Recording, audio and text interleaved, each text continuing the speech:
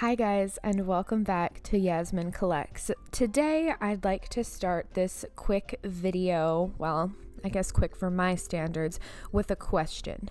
Do you guys have somebody in your life that is constantly getting new technology, either just like as a gift or randomly winning or coming across them, but they never use the items? I do, and luckily for me, it is my partner. He has a bunch of like tech and electronics that has either been gifted to him or he's won at work or something like that. And something that I recently inherited from him are these Beats headphones. I want to say Beats by Dre because in my time, my era, when Beats were really, really popular, they were still like a Dr. Dre brand and not owned by Apple. But this is the Studio 2 wireless model, more specifically the B0501 model that was released right after Apple acquired the brand, so around 2014, making these headphones almost 10 years old. I also think it's very funny that for some reason his case just has this hashtag had enough little cover on it. I mean, I guess same. I've also had enough, so that's cool. But these headphones are definitely in need of some maintenance and repair. As far as I know, they were used less than 20 times, just a couple handful of times throughout the year. But as you can see, the ear pads are severely degraded and we're just getting little chunks of rubber, plastic, whatever the heck ear cups are made out of. It also came with a charger. I'm still using this original charger, even though it is a little bit gummy on the plastic side, more specifically right around where you actually plug it in, but it's still functional, and I'm a huge proponent of if it ain't broke, don't fix it. So still using it, even though it is a little bit gummy and chewed up. And I actually, when I first got these headphones, used them with these decrepit ear cups for several weeks because I wanted to make sure that they were actually still going to be functional for everyday use. So as you can see from this clip here, whenever I would use these headphones, I would have to pull off little black pieces from my ear. It was really gross and really annoying, but to me, I just wanted to get a feel and make sure that I was actually going to use these because I do tend to have problems with headphones ever since I was young. I am unable to wear a ton of headphones, more specifically those little like circular plastic squishy ones that were super popular in like the late 2010s. I also can't really wear wireless headphones. I've tried several different models. I do have Apple AirPods, which stay in my ears better than most, but still not good enough for me to be able to work out comfortably or go for a run. They still end up falling out of my ears. But I would say that I spend about 85% of my conscious time during the day listening to music or listening to a podcast or something. I always have music going, so I'm actually quite surprised that I never considered getting over-the-ear headphones until I inherited these, but over-the-ear headphones are expensive. Interestingly enough, these Studio 2s also came with an aux cable. There were two different models for this. There were the wired only and then the wireless/wired, which I have the last model. This aux cord does not work, and I think it requires a specific type of aux, so it actually fits into that little hole because there's like a little bit of a dip, if that makes sense. So you can't just put any aux cord in there. I haven't replaced it because the wireless feature on these headphones is actually still really going strong, and we'll talk about that a little bit later. And here you can see the little bits of debris and grossness that are coming from these ear cups that are really, really ancient. I mean, look at them. They're like a relic. Super, super gross. Something I always look out for in headphones as well, because I do tend to listen to my music on a higher volume. I know it's bad for my hearing, but you know, what can you do? Music is just too much fun. So I'm always making sure that my headphones are not going to be too loud or disruptive, or my biggest fear is people being able to hear the music that I'm listening to. And unfortunately, before we replace these ear cups, I wanted to show you guys how freaking loud these headphones are with the music turned all the way up. I have a couple different vaporwave songs and then also a remix by Maddox Ruler that I use in my videos sometimes, so you guys can hear the bass. I'll leave a link to the song in the description down below, because I've had people ask before, and it's a really, really great song with some super heavy bass, so you guys can hear how loud it is with the volume turned all the way up.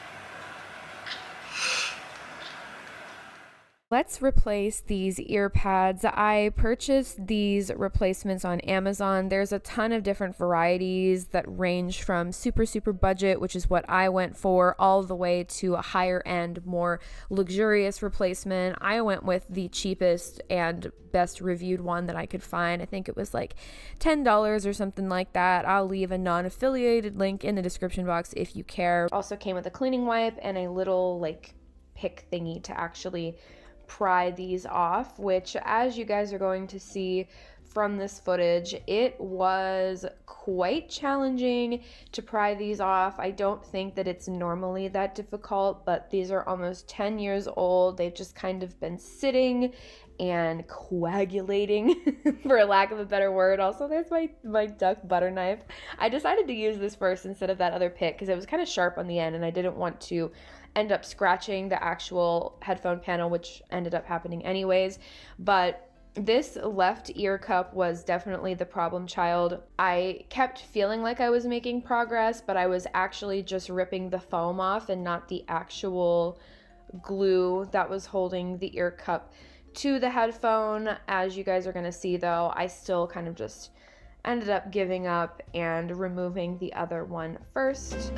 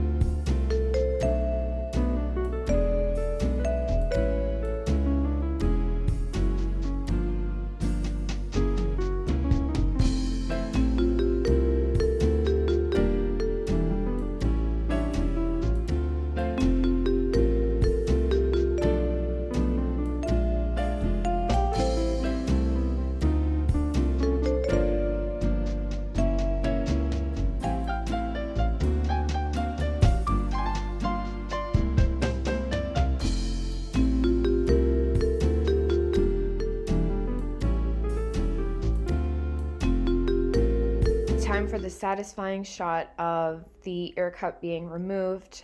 This is the one though where the actual panel still needs to be removed.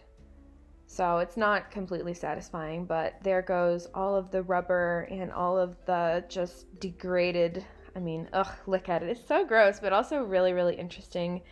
Old ear cup has definitely seen better days. There is the old one next to the new one. What a night and day difference.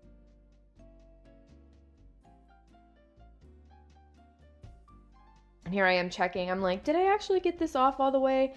I'm spoiling it by saying no, I didn't, but I wasn't sure at the time. Luckily though, the next ear cup was a lot easier. It still was a little bit irritating to pry it, and I did end up using the prying tool that it came with instead of the butter knife, but this one definitely came off a little bit easier and came off in one whole piece, which is really all I could ask for. Look at that satisfying peel. Oh, it was very satisfying in the moment as well.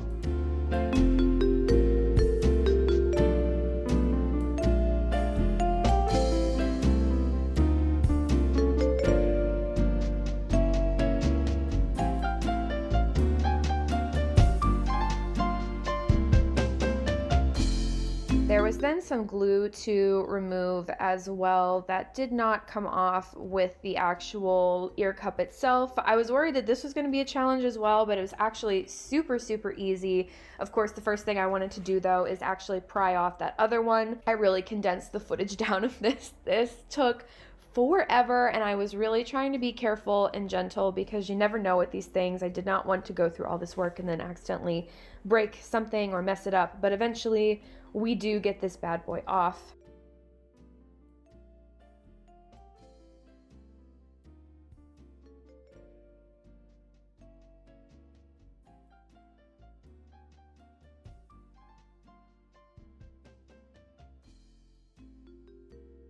And then we get to peel this glue off. If you were a kid that put glue on your hand and then peeled it off, then this is probably the most satisfying thing for you. I was actually quite shocked at how easily it just kind of peeled right off.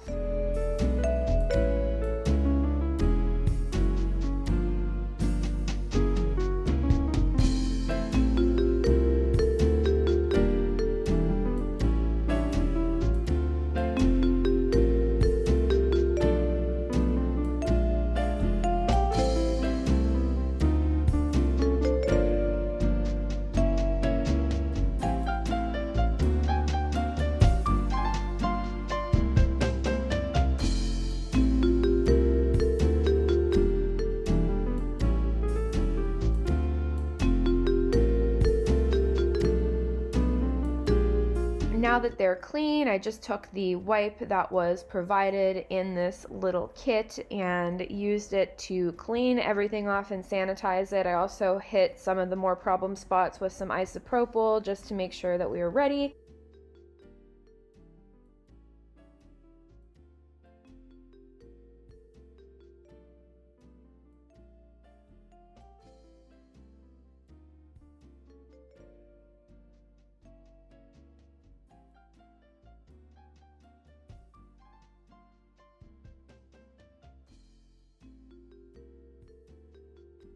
Then with lining up the ear cups, as you can see, I'm pointing at the charging port here. There's one ear cup designed to go with the like divot that the charging port has. So I used that to kind of determine which one to use, lined it up before actually peeling off the little cover for the adhesive, which is also so satisfying.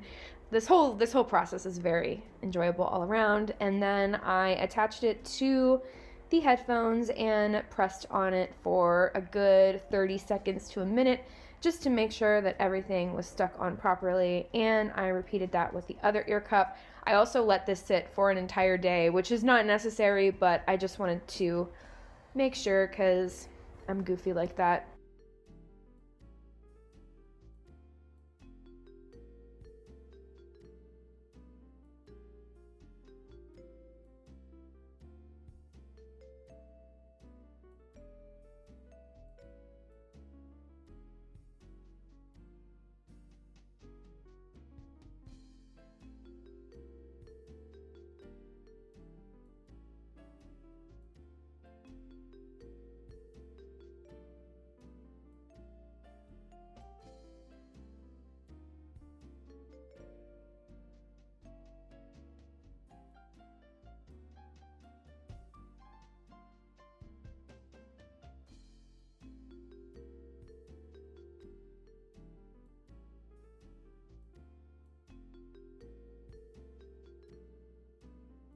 And now they literally look good as new. Of course, though, I was interested to see if the sound quality was going to change because I really felt like they were so intense when I first listened to them. And I remember when Beats by Dre first came out, I was in high school. I think I was a freshman or a sophomore in high school, and my friend had a pair, and she let me use them during a sleepover. And I was literally in sensory heaven because they have that noise canceling aspect.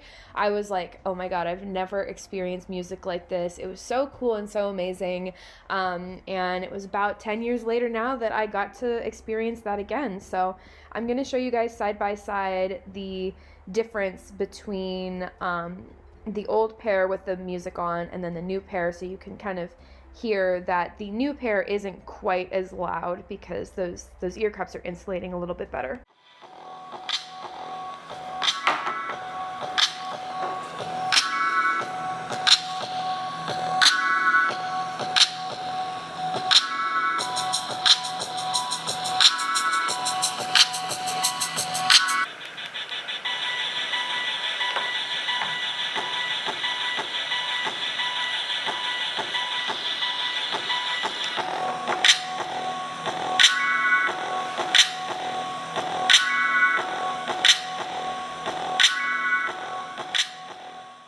I am by no means a headphone connoisseur. I feel like with YouTube a lot of times we, or at least I as a creator, sometimes feel like I need to be the ultimate expert on every topic that I cover, but really, I guess I don't have to explain that. I'm just here sharing my thoughts on the internet. But what I'm going to say is that the charge on these headphones actually holds for a really long time. I believe the advertised charge is 8 hours, and I feel like I still get about there. Maybe like 6 hours, 6, 7. It's hard to tell because I do charge them frequently and I'm kind of always using them off and on, but I've brought them on a plane ride before. They were great.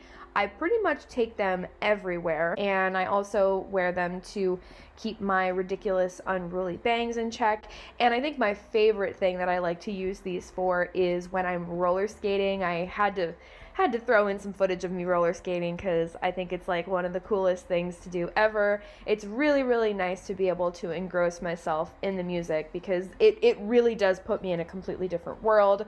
Also, from a sensory aspect, being neurodivergent, it's really nice to have noise canceling effects for sure.